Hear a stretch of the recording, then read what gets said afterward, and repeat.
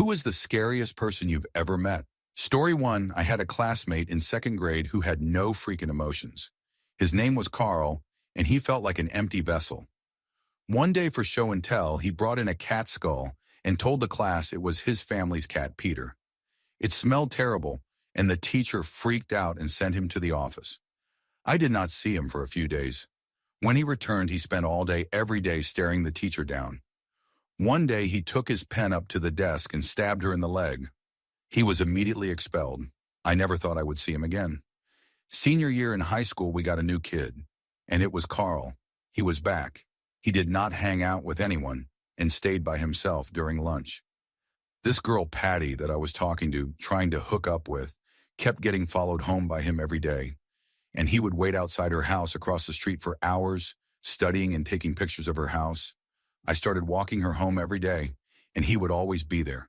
So one day I asked what his freaking problem was. He just said you, and walked away. That night he broke into Patty's house, but like a jerk did not think to check if anyone was home. So Patty's dad stopped him almost immediately and called the cops. They found a ton of strange substances and weapons on him and surgical equipment in his backpack. I never saw him again. Story 2.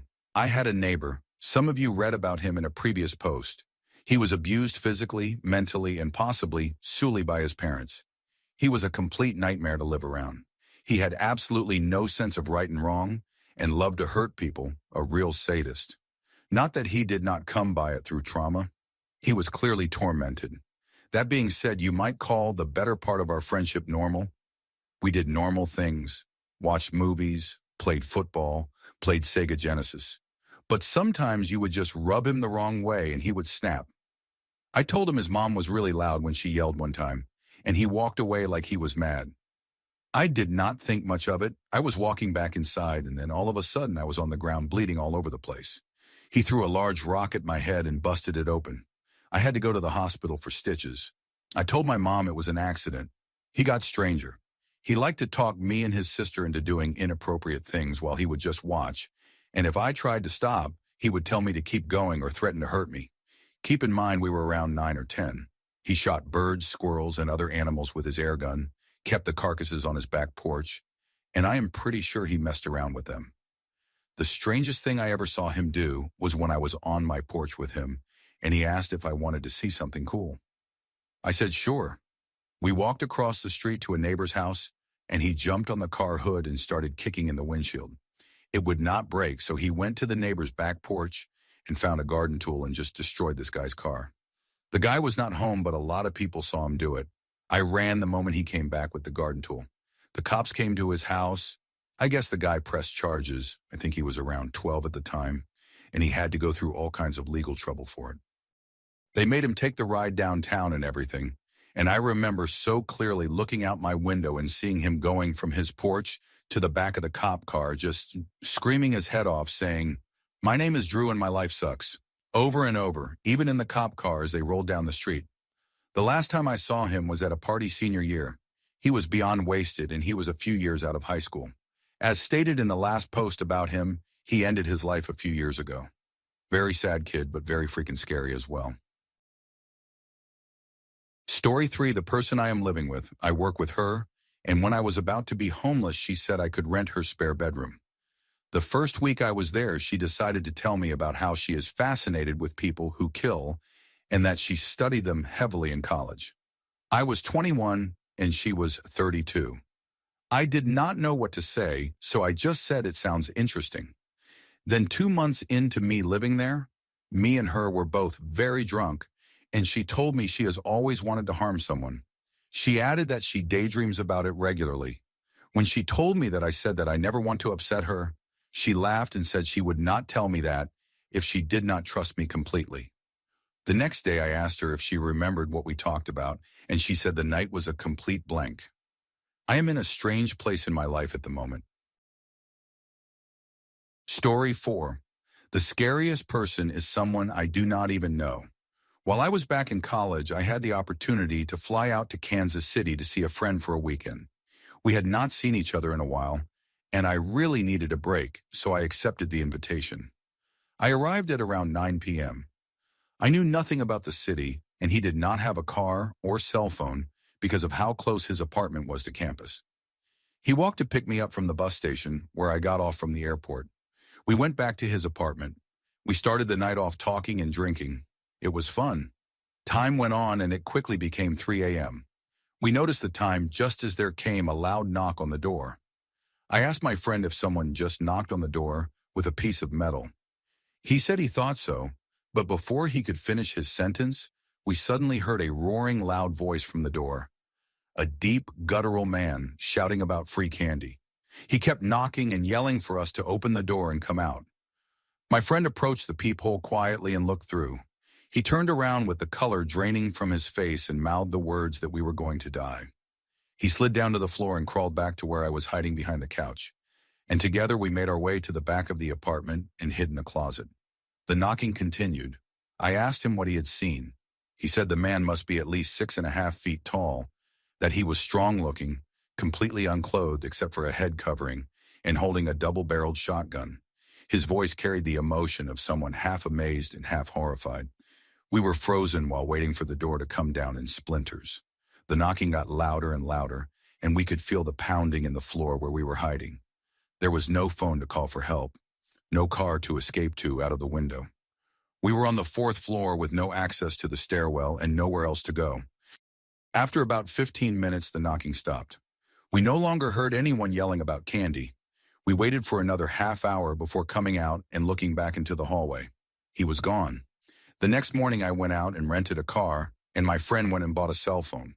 We made a police report, but they never followed up on it. Story 5. I used to work in retail, and our store had the creepiest visitor. He was an old man in his 80s who needed a walker to get around. His nickname was Alien because he had a license plate hanging from his walker that said Alien. One night, right before we were about to close, an employee of mine asked him about his license plate. He told us he felt like an alien because he got criticized for harming the neighborhood cats.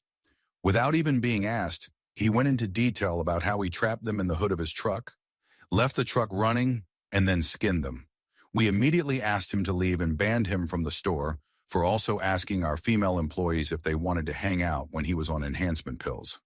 Needless to say, whenever my former co-workers see him in the mall, they avoid all eye contact and call security. He is a very unsettling man. Story 6. I was doing research in the rainforest of Madagascar on top of a mountain, living in tents with a group of absolutely intense scientists and students who were some of my best friends. I was studying insects, but we had primatologists, herpetologists, botanists, cultural anthropologists, and many other specialists there as well, not to mention about a dozen Malagasy technicians and guides. The site was so remote it was about 20 kilometers from the nearest paved road and took us about 12 hours on foot to reach it due to the mountainous terrain. I remember one day in camp, a pair of guys showed up we had never met before. They were very muscular, which was not too uncommon for Malagasy farmers, and wore faded basketball jerseys. They wore hats, which I thought was odd, and they also carried huge blades. Naturally, we were all a bit taken aback since we had no way of defending ourselves, and we had been in the country for months with no incidents of violence or intimidation. Normally, when a Malagasy person meets you, they shake your hand, smile, and say, "Salama." Not following that ritual in the countryside is considered an insult. They walked right into camp with no smiles, no handshakes, and complete silence. They sat at our table, stared at my research leader, and started talking with no build-up at all. We had one of our technicians translate for us since our Malagasy was weak. These men called themselves Zama, which means black magic guardians, and claimed they had black magic powers. Apparently, they were crime fighters protecting the local villages in the valley from bandits. They claimed they could transport themselves anywhere within 2 minutes and that they were impervious to bullets.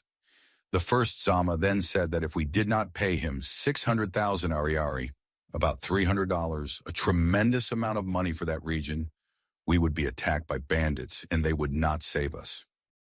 We figured it was a shakedown meant to prey on locals who believed in regional religious practices, including black magic.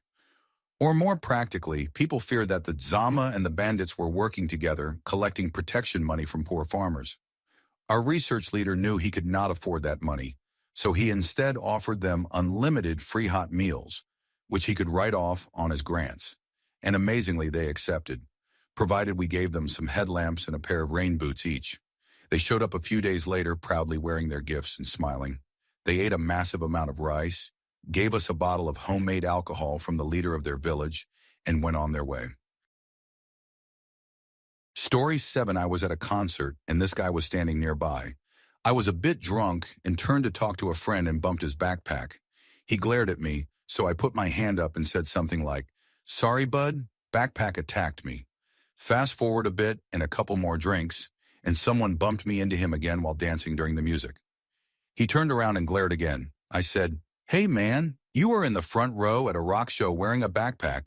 People are going to bump you. You have to deal with it."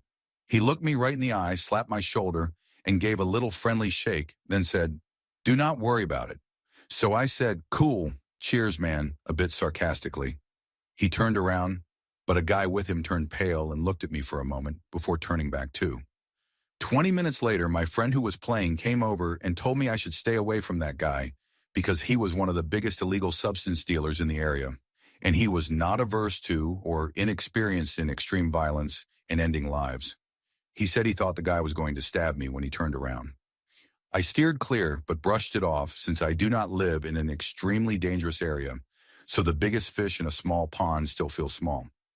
That changed when I looked up his extensive and brutal criminal record online and saw news stories naming him as an arrested party. I was very glad to be alive. I saw him at another concert a few weeks later, and he gave me a nod. I nodded back and drank very little that night. Story 8. I was in the psychiatric ward and they brought in a new patient in restraints and locked us all in one of the rooms in the unit.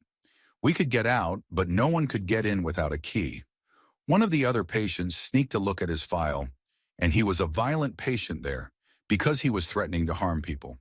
Most people with serious mental illness I met were great people, and even most of the ones there for dangerous thoughts were upset by those thoughts and did not want to act on them. We heard lots of yelling and banging, and at one point when we were watching from the windows of a side room, he ran into the main room, followed by a bunch of staff, and started throwing around all the tables. He eventually calmed down to the point where they let him walk around, and while I was terrified at first, once I saw him up close, the fear vanished. He was a large, muscular, middle-aged man, but he was also nearly crying because he thought there were bugs crawling all over him and he could not get them off. He actually seemed very scared. He was only there a few days before they decided that having him there was not worth the risk and inconvenience it posed to the other patients, because every time he would panic, we would have to sit in one of the locked rooms for a while. In between his episodes, he would talk to me and dance to 80s music. He liked the other patients. It was the staff he had issues with. And he even taught me how to play blackjack one evening. Once he accidentally walked in on me in the bathroom, since there were no locks on the bathroom doors, and he was so embarrassed I thought he was going to cry as he apologized over and over. At first, that was the most scared I had ever been of a person, but he made me see people with violent mental illness in a different light. It would be really tough to have a family member with that kind of struggle. He definitely did not need to be out in public with those tendencies, but I do not think he was a bad person, just very sick. Story 9. I was walking a bike trail with my dog, and it got dark. It was next to a river and heavily wooded. I was walking back to my car, and at that point it was completely dark and hard to see, which I was fine with because I like the woods at night. As I was walking, I noticed a man step out of the trees next to me just as I passed, and he started walking behind me with his hood up. He just appeared when I walked by like he had been waiting for me to pass so he could come out and walk behind me back to my car. I had my dog with me, and he was not happy with this unknown presence behind us, so he kept turning around and barking at the man. I was trying not to have an encounter, so I kept pulling my dog's leash. I then realized I was not going to be scared and felt confident about defending myself if I had to. At one point, the man just stopped dead in his tracks behind me. I turned around, and he was just standing there in the middle of the trail. He was still standing there even when I got far enough down the path that when I looked back, he was just a speck. The creepiest thing was seeing him from a distance, just standing in the middle of the trail. Story 10. One summer I worked at a camp in a very isolated area. One of the people who worked at the camp, I think in maintenance, was a loner type who at some point developed an interest in me. I was about 19 and he had to be at least 40. I thought he was harmless at first and he would hang around me a bit and try to chat. I figured it was normal coworker interaction until one night he invited me to have a drink with him. Another older coworker pulled me aside and warned me not to let myself be alone with the maintenance guy. I figured he meant that the maintenance guy was planning to make a move on me, and I was too embarrassed to ask for details, so I just decided to take his advice and keep my distance. I was not rude, but I stopped chatting with him like before. Soon after, the maintenance guy came by my cabin late one night. I was sitting in the dark outside just enjoying the evening when I saw him come out of the woods. He could not see me in the dark, but my cabin's porch light was on, so I could see him. I watched him slowly and silently circle around my cabin, peering into all the cracks and spaces between the boards and around the edges of the window coverings. It was bizarre because he had always seemed friendly before, but that night I saw him in a different light. He looked dead serious, trying to make no noise, and had this intense look on his face that gave me chills. It did not look like the first time he had done that. I said something like, "Hey there, are you looking for me?" He jumped and instantly dropped the creepy look and switched back into the friendly version of himself I had seen all summer. He said he had been following a deer he thought he saw in the woods and quickly left. I remember being extremely unsettled because I felt like I had caught the real him. What he was like when he thought no one was watching, and it did not look good. After that, I moved to a cabin closer to other people and stayed far away from that man. I found out years later that not long after that incident, he harmed a girl to death in those woods. Story 11. A couple of months after my mother passed away, I was placed in a teen psychiatric ward because I was suicidal. Within about 12 hours of being admitted, I realized my life was not so bad and I needed to toughen up. However, I was in there with some severely disturbed teenagers. That was frightening on its own, especially when we had to be locked in our rooms at night for safety. One evening, I was sitting in the dining room with a girl I thought was nice. I knew she had schizophrenia and experienced both auditory and visual hallucinations, but she seemed fairly normal. We were chatting when suddenly her eyes went completely dark, changing from bright blue to almost black. Then she began slamming her head onto the table. I froze, unsure what to do. She lifted her head, looked straight at me and said, "There are angels and demons around all of us. They watch us. They watch us." Then she grabbed my wrist, shaking my arm while saying in a strange voice, "Your angel is Laura. Your demon has no name. He bites me. Make him stop." Then she started hitting her head against the table again.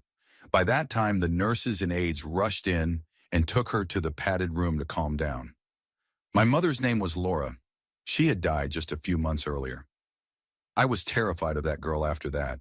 The day I was released, she slipped me a note. It only said one word, Laura. It was absolutely chilling. Story 12. Maybe not exactly terrifying, but definitely disturbing. In high school, there was a teacher well known among us as being inappropriate toward pretty girls. One day, while teaching about bacteria, he finished his main presentation and brought up another slideshow with just 5 slides. Every slide showed graphic medical images. Students were shocked, and he told us to grow up. A few months later, he offered an extra credit opportunity to a few randomly chosen girls. The details are unimportant, but it involved water, and they would need to change clothes afterward. The classroom had a large storage closet where he had placed towels for them to follow inside to change. During the experiment, one girl called another over to help, and they discovered a hidden camera, angled in front of a mirror he had positioned in the closet. They saw enough of the recording to know it perfectly captured them changing. No one called the police for several days, and when they finally did, his hard drive was wiped clean, and he even passed a lie detector test. It was especially disturbing because earlier that year, he had taught one of his classes how to cheat a lie detector test, and he was close friends with the local police. It still makes me sick thinking about how many years he got away with such disgusting behavior. Story 13. There was an old cafe customer we nicknamed Lurch. He was in his mid-30s, tall and skinny, with long, messy, heavy metal hair, ripped jeans, a leather jacket, and a dirty t-shirt. He had no tattoos or anything visibly strange, yet he was the most unsettling person I have ever met. I have been attacked and spit on by a homeless man before, and he did not scare me nearly as much as this guy. Lurch would come in every day for a cup of coffee and just sit there staring at our 16-year-old female barista.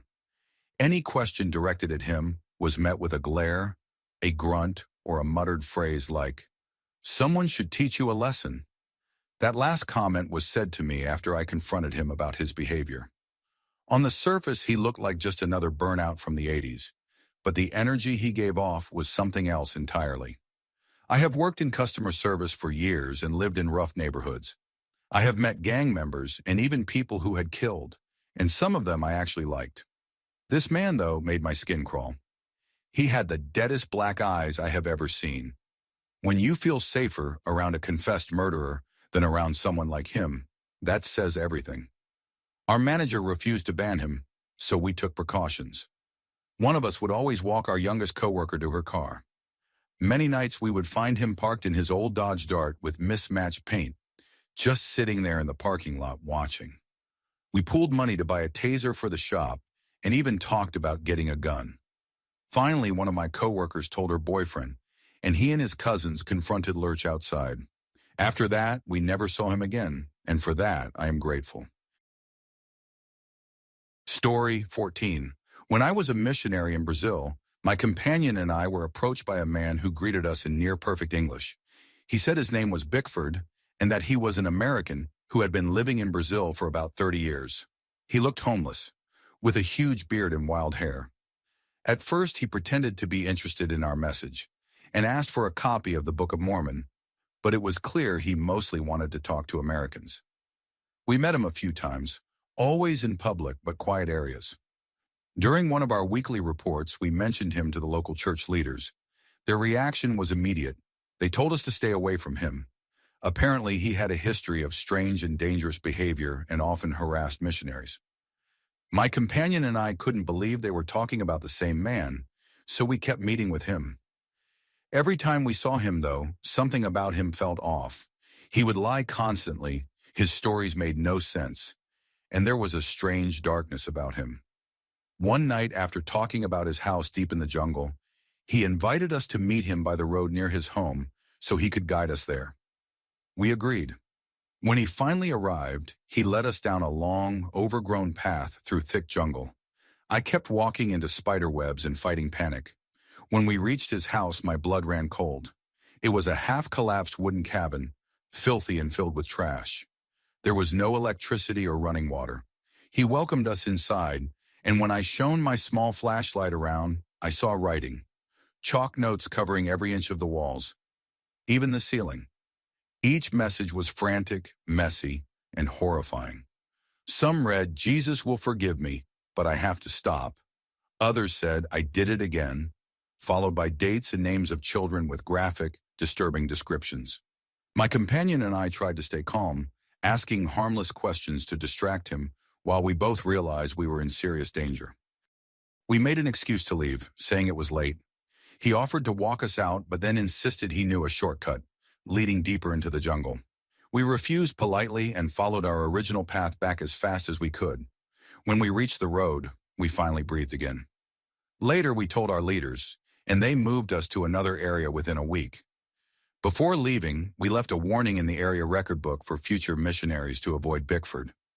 I still remember how it felt. Pure, overwhelming fear, the kind that makes you physically unable to speak. Story 15. There are people I have been physically afraid of and people I have been emotionally afraid of, but the most unsettling person I have ever met is currently 12 years old. He is a kid I used to teach at my martial arts school before he quit about a year ago. He is small and pale and weighed 64 pounds at age 11, but I am almost certain he is a developing psychopath.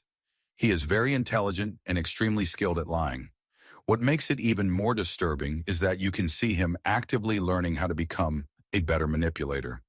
Like he has not yet grasped that he should hide some of his deceit. For example, one time some of us were standing around before demo team practice. He was walking past an older teen, around 18 years old, who was practicing with training weapons. As he walked by, he turned to the older kid and said, "You hit me." The older kid said, "No, I did not. I would have felt it." He replied, "Oh yeah, and it is hard to explain," but you could see in his eyes that he was carefully filing that information away to improve his lying skills. He would lie about things that did not matter at all, seemingly just for practice. As instructors, we started piecing together his more troubling manipulations and lies. The things he did showed that he did not view other people as having feelings, and that he saw himself as superior. What makes it even more frightening is that the other kids his age, and even some older students and adults who did not know him well, absolutely loved him. He was by far the most popular student among the kids at the school. It is hard to know what to do in a situation like that. I guess since he is gone now, he is no longer my problem. Story. 16, I am from a small farming town, and in the second grade, a new kid named Brady moved in. Because we were seated in alphabetical order, I had to sit next to him. I noticed immediately that something was off about him. He was a pathological liar, and not just about little things, but about everything. He and I both went to morning care before school, and in the third grade, he suddenly stopped coming and switched classes, and he was also given an assigned seat on the school bus we both rode. When I was a teenager, I mentioned to my dad that I always wondered why Brady had been removed from morning care that year, and I finally found out the reason. It turned out he had snuck up behind me and choked me until I passed out, and I had blocked out the entire incident. He also once took a stapler and a pack of staples from school, sat behind me on the bus, and tried to force staples into my head. Luckily, he was very small for his age and not strong enough to do much, and I had thick hair tied up, which helped protect me. In high school, he continued lying and moved on to dealing illegal substances. I am 25 now and have no idea what he is doing, but I think I would still feel a chill of panic if I ever saw him again. Story 17. In my rural neighborhood, there were two brothers. One was my older sister's age, and the other was about 4 years older than me. I will call him John. John was a sociopath. All the kids younger than him were scared of him. He was pale and had a piercing, menacing stare. One day, as he was getting off the school bus, he smashed my head into the bus wall, knocking me out for a moment. I was around 10 years old. John was sent to juvenile detention for that, so no one saw him for a few years. When he returned to public school, he was still in high school, and I was in junior high. He no longer rode my bus route, so I could avoid him. He was back at school for only about half a semester when word spread one morning that he had attacked another little kid on his bus. Moments after the first bell rang, police officers arrived, and most of us saw John being escorted to the office. As the story went, he was searched for a weapon, and an empty needle was found in his boot with a little blood on it. He had stabbed an 8-year-old in the neck with the needle just for the thrill of it. He was arrested and sent back to juvenile detention, this time until he turned 18. I saw him just once more in my life. I was driving deliveries for my summer job, and he had moved in with relatives in the town where I worked. He was skateboarding, still pale, with a scruffy growing beard. When I played games later in life, I always imagined a grown-up John as someone like a chaotic character, wild and dangerous. Story 18. I was clerking for the Constitutional Appellate Court of Uganda when I came face to face with a woman who had taken the life of her own 10-year-old child. The facts of the case were some of the most horrifying I had ever encountered. She was a mentally ill mother with several young children. One day when her 10-year-old son skipped school, she tied him to a tree after finding out. She then stuffed his clothes with banana leaves. These leaves are highly flammable. She piled more leaves around him and then set them on fire. She stood there and watched her child burn. The boy's uncle happened to arrive then and ran to free him, trying to put out the flames, but the mother began beating the uncle and pushing the child back into the burning pile. By the time the uncle managed to free him and put out the fire, the boy was so badly burned that he died before any medical help could reach him. I saw her in court in her prison uniform, hair messy, eyes wide and bloodshot. This was years after the incident. She stood during the hearing as the judges recited the facts of her son's death. I cannot say exactly what was going through her mind, but I saw something like satisfaction on her face, mixed with a deep rage, as if she would lash out again if her hands were not restrained. She showed no reaction when the court upheld her death sentence. I remember leaving the courtroom feeling sick and shaken. Story 19.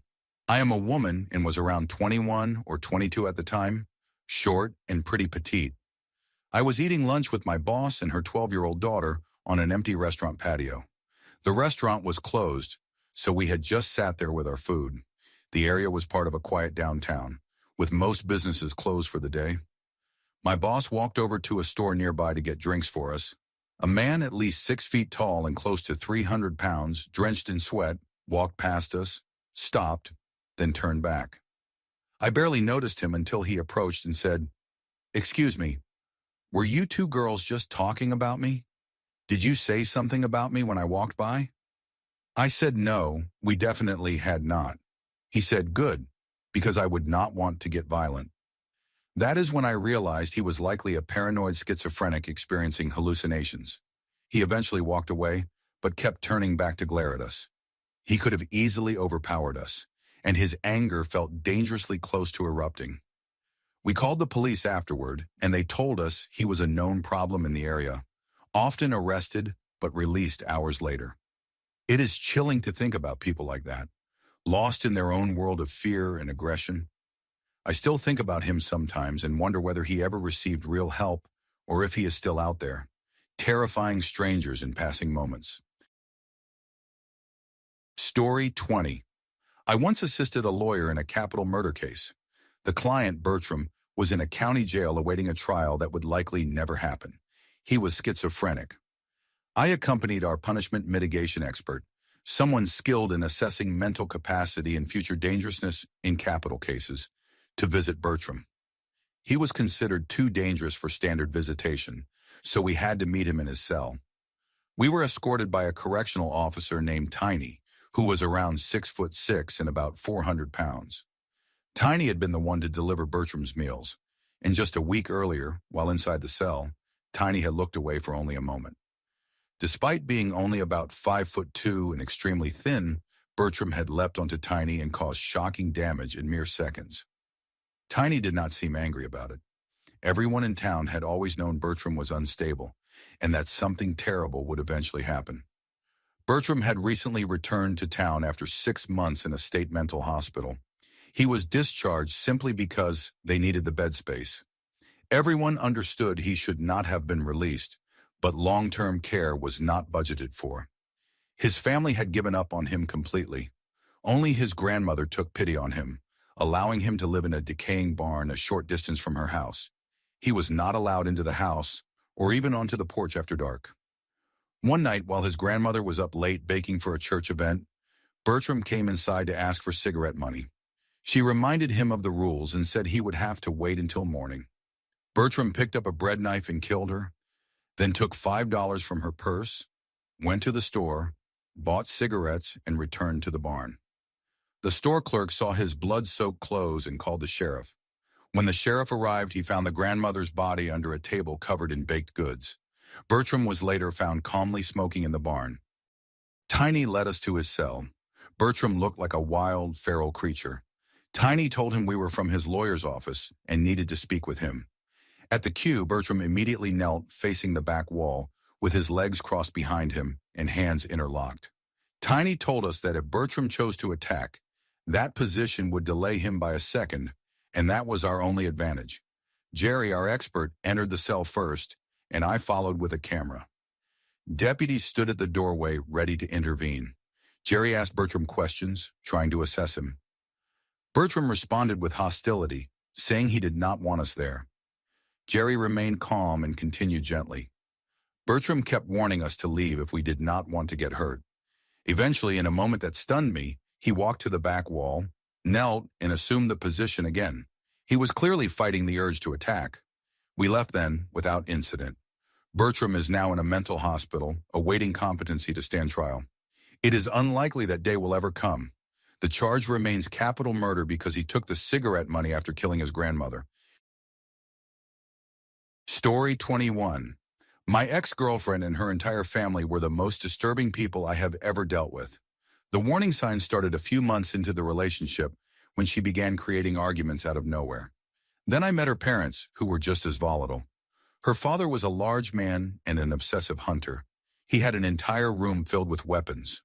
Owning weapons was not the problem. It was his unstable behavior that made it frightening. One day after an argument between me and my ex, she threw herself on the floor and started screaming. Her father charged up the stairs and got right in my face. He punched me hard in the stomach, knocking me back. I got up and ran for the door. He chased me, and I barely made it outside. I could not drive yet, and I had no phone, so I just ran toward my home, which was about 3 miles away. My ex was behind us, screaming and cursing. Her father eventually stopped chasing on foot to get his truck. I ducked into the woods and kept moving toward home, hiding whenever I heard a vehicle. I could hear them shouting my name as they searched. I had never been so terrified. After hours of running, I made it home, only to see their truck already there waiting. I jumped the back fence and got inside the house, telling my parents everything. I yelled out the window that if they did not leave, I would call the police. Eventually they left, and I filed a restraining order against her father. I am grateful I moved out of that town. Story 22. A friend of my father's stands out as one of the scariest people I have ever encountered. My family used to associate with some rough individuals, and over time I distanced myself from that circle. This man in particular was deeply unsettling. On multiple occasions, we would be in a vehicle that got pulled over by the police. Before the car even stopped, he would leap out at full speed, crash onto the pavement, get up, and run. Once, when we were in my father's truck, a group of teenagers cut us off in traffic. At the next light, this man got out, walked toward their car, and the passenger, seeing him approach, rolled up the window and leaned away. This man punched straight through the closed car window and knocked the passenger out cold. I have heard him casually talk about chasing people down with baseball bats and beating them into unconsciousness. He once said he collected unpaid debts by gouging people's eyes with his thumbs, and I believed him. He even escaped from a major prison in Michigan once. He had been put on a work release program for good behavior and fled the moment he had a chance. It took authorities nearly a year to capture him again. Story 23. I went with a friend to a corner store. As I got out of my car, an older woman sitting in a beat-up truck called me over. She looked to be around 50 and was in the passenger seat.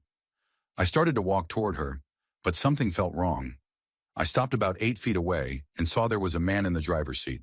She asked for directions to the interstate. The on-ramp was less than a mile straight down the road, so I told her clearly. She asked me to come closer. I said it was easy, just straight down the road. But she kept saying, "Come here, honey. I'm not going to bite. We just need directions." The directions could not have been simpler, yet she insisted I step closer. I took one step while pointing down the road, and she suddenly tried to grab my arm. I jerked back. She then asked me to get in the truck to help them. She reached again, and I saw the man in the driver's seat lift a hand from under some newspaper. He was holding a handgun. She was still trying to latch on to me. I ran faster than I ever had in my life, and they sped out of the parking lot. I do not want to think about what would have happened if I had stepped closer. Story 24. One of my housemates once let a strange girl into our apartment during my senior year of college. I lived in an on-campus apartment with 5 others. This girl showed up asking if our housemate Matt was home. Thinking she knew him, my housemate let her in. She went into one of the bedrooms and started rambling about strange things. She claimed she had been driving for 24 hours from San Francisco, that she was married to someone she had not seen since first grade, that she had just finished high school, and that she was studying neuroscience. Every statement contradicted the last. She loudly demanded to see random people none of us knew. My housemates David and Jason stayed near her, so she would not become violent. She kept pacing and acting erratically. She hit on David, tried to touch him, and even flashed herself. David was visibly uncomfortable and did not want any part of this. Her mood swung wildly from cheerful to sobbing about her parents. She refused to leave and wandered through the apartment like she was looking for something. We finally called the police because we were afraid she would become unstable. When 3 officers arrived, she told them she had substances and a knife in her bag. She did not threaten anyone directly, but she was clearly under the influence and not in control. They took her away. She looked pale, thin, wearing baggy clothes, and her head was completely shaved. As she was escorted out, she looked at us and slowly said, "Bye, guys," in a dazed voice. I felt a strange mix of pity and fear. On one hand, her life clearly had spiraled. On the other, it felt like she could have snapped and hurt any of us without warning. Story 25. A couple of years ago, I attended adult education classes and met some very strange and unstable people. I had no idea when I signed up that it was the lowest level program offered, which attracted people with criminal records and rough backgrounds. I ended up there mostly because I was lazy when choosing a school and picked the first one on the list. Many of the students had been in trouble for minor substance offenses, and a few had done very serious things. Most of them, however, were not frightening. Once you got past their intimidating appearance, many were surprisingly kind. They were people who had rough childhoods and were trying to move on. But there was one guy my friends and I called the anti-Messiah. He did not look dangerous at all. No tattoos, no scars, clean cut, just an average-looking man. That was what made him so unsettling. You expected normalcy from him, but the moment you spoke to him, everything changed. He never blinked. He would stare straight through you, and everyone who interacted with him described the same feeling, a creeping sickness, like something dreadful was about to happen. He had an uncanny ability to dissect conversations and expose hidden meanings in people's words. He would do it instantly, often humiliating or angering the person he spoke to. If anyone tried to argue with him, he would just stare silently, emotionless, like they were part of some experiment he was conducting. He talked about reality as if it were meaningless, saying everything you love is just in your imagination, that death is the final end, and after that there is nothing but eternal void. He spoke about these things at a very high level, constantly. He managed to break down even the happiest people, drawing them into depression, yet he always made it seem like life was the problem, not him. I eventually left that school, but that man still remains in my mind. He changed the way I look at people, and not in a good way. Story 26. My next-door neighbor growing up absolutely terrified me. His house was a decaying wooden shack with no glass in the windows, just garbage bags taped over them in the winter, except for a few stained glass windows on one side. He was a suspect in a well-known kidnapping and murder of a young girl in my town in the early 1990s, but he had a questionable alibi and was never convicted. There is even a book about the case that mentions him. When I was a kid playing outside, he would stand silently at his window and watch, waiting for a ball to roll into his yard so he could keep it. He would call the police on my parents, claiming we were throwing loud parties even though we never had any. When I was a baby crying in the backyard, my mom came outside to find him at the fence mocking me, yelling, "Wah!" like a grown man mocking an infant. According to the book, he would stand naked at his window so the girl across the street would see him. My dad said he could hear him late at night blasting adult films and shouting along with them. When my parents moved into our house, they found writing under the wallpaper in my room that said, "Forget him," over and over. The previous family had moved out because of him. He was a disturbing, sight-long, greasy hair, cowboy boots, and dead cold eyes. I used to lie awake at night, convinced he was going to break into our house. Even now, just thinking about him makes my skin crawl. Story 27. I had an elderly neighbor in high school who terrified me more than anyone else ever has. One night, after throwing a party while my parents were out of town, everyone had left except my girlfriend. The house was a mess, and we were waiting for a friend to bring food. I was cleaning in the kitchen, and my girlfriend was in the living room watching TV. She casually asked, "Why isn't Martin coming inside?" I assumed he was still outside texting or grabbing something. I peeked around the corner toward the front door and froze. My neighbor's face was pressed against the glass, staring inside with a dark, unreadable expression. My heart nearly stopped. My girlfriend saw my face and instantly knew something was wrong. She slowly turned to look and saw him too. He did not move. He just stood there, face against the glass, like something out of a nightmare. I had my phone in my hand with the emergency number typed in, waiting. I could barely breathe. After what felt like an eternity, he slowly turned away, not moving his head, just twisting his body, and walked off the porch. I crawled to a window to watch. He walked strangely, not stumbling, but with an eerie, slow pattern, his head tilted down. That's when I noticed blood running down his arm. I called emergency services immediately. As I described what was happening, he wandered between the cars in the driveway, still moving slowly, never looking back. Eventually, he walked down the street toward his house and vanished into his dark open garage. The police arrived minutes later. I told them everything, still shaking. I never told my parents because I had thrown a party and had my girlfriend over. I still think about his face at the glass. Story 28. In grade 6, a new kid joined our small school after being kicked out of his previous one. He lived down the same road as the school, but far off, near the other side of town. At first, he seemed like a decent kid. You could talk to him, and he seemed normal enough, but over time it became clear something was very wrong. Looking back now, I can only imagine what must have happened in his home life to shape him the way he was. One afternoon, I left class later than usual and saw him coming out of detention. He called me over and proudly showed me a large bottle of rose wine he had stolen from his father. He had been drinking it all day. Then he casually showed me the knives he carried in his backpack. He wasn't trying to scare me. He genuinely seemed to think sharing these things was a way to connect. In class, he would peel the labels off batteries, then later take them apart and use a bent paper clip to dig into the acid and press it into his arms just to feel the burn. His arms were covered in tiny burns and scabs. It was disturbing to watch. The thing that finally got him removed was when he found an old barbecue on the curb before school one morning. He smashed it apart to get the igniter piece, a small spark mechanism with sharp ends. At school, he jabbed it into his own skin and clicked it to shock himself over and over. Then he started doing it to other kids, jabbing them and shocking them throughout the day. The teachers found out, and that was the last day he was there. I saw him briefly the next year in junior high. He was smoking in the bathrooms and burning the walls with lighters. I do not know where he ended up. He was genuinely kind at times, but clearly broken by things far beyond his control. Story 29. When I was around 6 or 7, my parents took me to watch my older brother Darren play a football match at a large park. The first thing I noticed was the playground, which had a big zip line that immediately caught my attention. While the game was going on, my parents noticed that I had zero interest in the match and told my other brother, Colum, to take me to the shop nearby to buy sweets.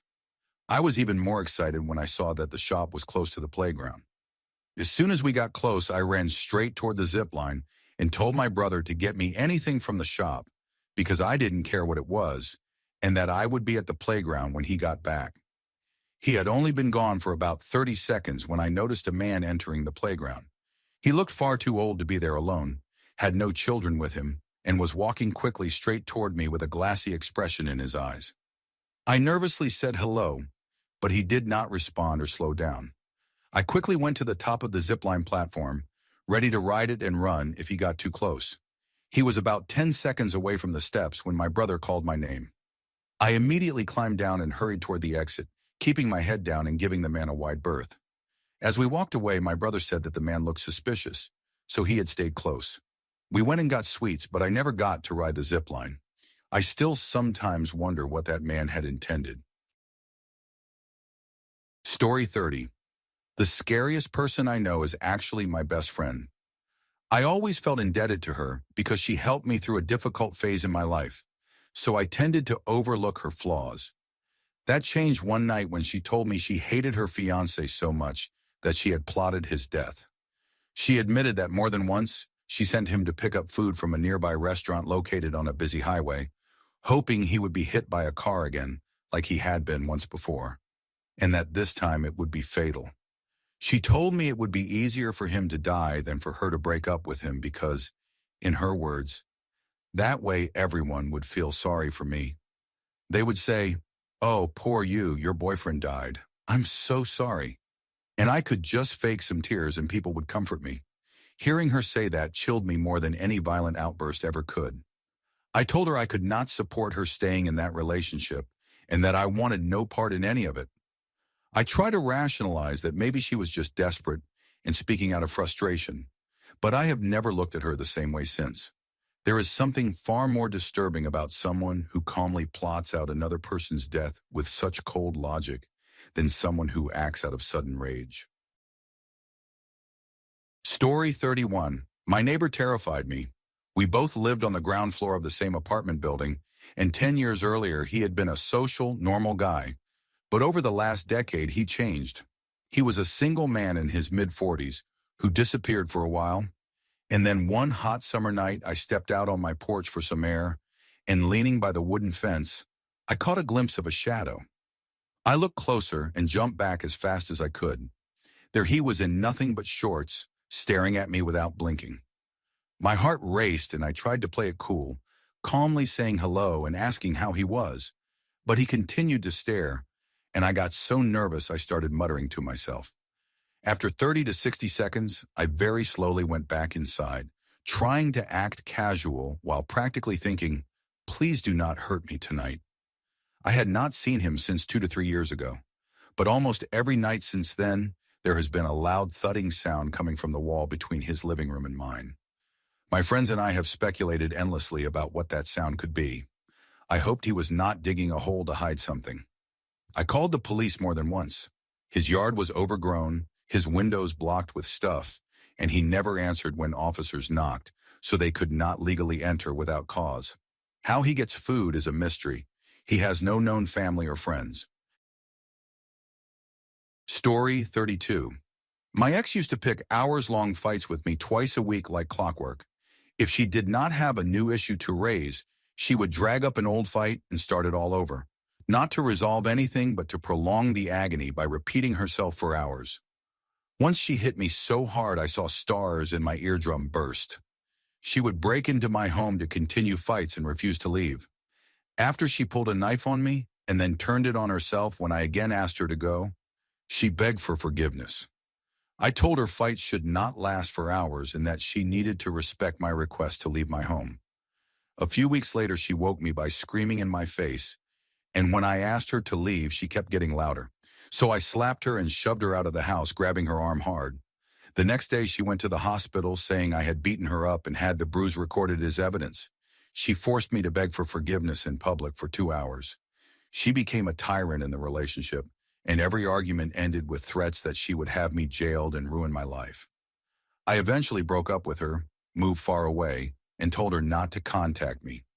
She texted me 200 times and called 100 times, even contacting my friends and family while crying and claiming I would not speak to her.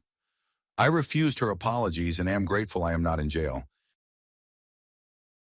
Story 33.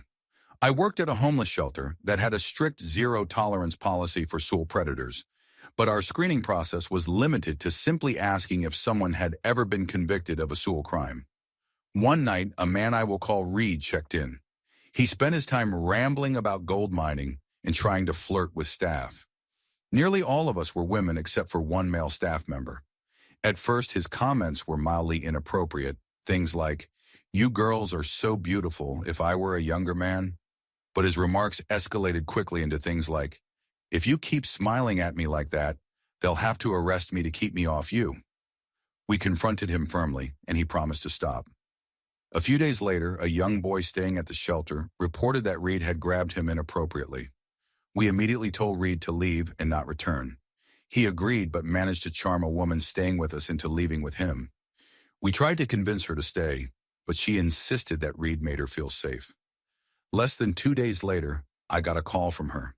She was crying, telling me Reed was forcing her into sexual acts, that she was bleeding and did not know why, and that he was keeping her isolated in a room with no contact allowed. She had managed to call me when he stepped away. We contacted a domestic violence shelter immediately. I have no doubt that Reed was a true predator. Second story. A few months ago, I started talking to a guy I will call Joe. He seemed intelligent and funny, and we had a lot in common. One night, he sent me explicit messages. I was unsure how to respond because I did not know if I was interested in him that way. The next day we talked, and he apologized after I told him to slow down. He asked to hang out that night, but I said I was busy and suggested the next day instead. He spent the next few hours texting nonstop, trying to guilt me into seeing him. Around 1 in the morning, he called saying he was having a panic attack. Worried, I rushed to meet him, only to find him calm. He immediately shifted the conversation to whether I wanted to be in a relationship with him. I realized he had manipulated me into coming. After I made it clear I only wanted friendship, I went home. The next day he called repeatedly. When I finally answered, he sounded irritated that I was busy. I realized then that he did not care about me as a person, he wanted control. I blocked his number that day and never heard from him again. Story 34. I was charged with a minor offense when I was 13. Both of my parents and I were dealing with serious health issues at the time. My dad, who was still working, needed a liver transplant, but he was the healthiest of the three of us. My parents had to travel several hours daily for medical appointments, so I was missing too much school. I went to live with my grandmother for a few months, but when she got tired of caring for me, I was placed with a kind woman in her 50s. She didn't act her age and was welcoming. I stayed with her for a full school year so I could attend counseling for anxiety and have someone to talk to.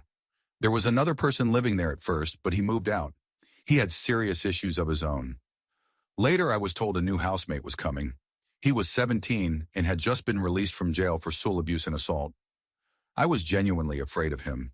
He didn't do much besides sit quietly, but I was on edge around him. Over time, I got to know him and discovered he was actually a kind and funny person. 5 years have passed, and we still keep in contact. He got his life together, reconnected with his family, found steady work, and got his own place. I had been afraid of him at first, but he turned out to be one of the few people who made a positive change. Story 35. My ex-boyfriend, a complete sociopath I will call Bill, became the most terrifying person I have ever known. I broke up with him after catching him cheating and kicked him out. The next day, he created a website dedicated to me and posted screenshots of old emails between me and a former boyfriend, emails written long before I even met Bill. He must have hacked my account to get them. He then emailed the link to every mutual friend we had, and even to people I did not know. Soon after, my friends and I realized he must have bugged my house. He had worked as a studio engineer because he would post cryptic updates on social media, referencing private conversation that only someone inside my home could have heard. If I watched a movie with someone or spoke on the phone, he would post something referencing what I said. I had to start making phone calls outside in my driveway. I finally got a restraining order. When the police served him, he began posting direct messages to me on his website. One day he would call me evil, and the next he would write that he loved me and ask why I made him do things like this. The domestic violence officer monitoring the case said his emotional swings were extreme and deeply concerning. But because he lived in another jurisdiction and had not physically harmed me, there was little they could do. Everything he wrote was technically protected speech. For 6 months I lived in constant fear, always watching my back and afraid to speak freely in my own home. Story 36. My husband's friend Brock had a younger brother named Bryce who always seemed a little off. Like many younger brothers, he copied everything his older brother did and tagged along everywhere, even when he was clearly not wanted. What set him apart was his rage. The smallest slight could send him into a violent fury. When my husband and his group of friends went camping during high school, Bryce forced himself along. No one was thrilled, but they tolerated him. During the trip, another local kid wandering the woods asked if he could join them. He was friendly, and the group said yes, everyone except Bryce. Bryce resented him immediately, even though he himself was also just tagging along. Throughout the evening, Bryce snapped at everything the new kid said. At one point, Bryce made a joke that did not land, and the kid jokingly made a sad slide whistle sound. Bryce grabbed a small axe from his gear and chased him around the campsite until the others restrained him. Later, Bryce got revenge by daring the kid to jump onto a slick log in the middle of a creek. He pressured him relentlessly until the kid did it and broke his wrist, forcing him to go home. Once it got dark and most of the group were in their sleeping bags, Bryce said he wanted to tell a scary story. Everyone was busy chatting and ignored him. After trying several times, Bryce silently pulled an air canister, the kind used to clean keyboards, from his bag and tossed it into the campfire. Just seconds before it exploded, one of the guys noticed, and by then Bryce had already disappeared into the woods. They all bolted as the canister detonated. When they returned, shards of metal were embedded in the tents. The coolers, the trees, everywhere. If they had stayed put, someone could easily have been killed.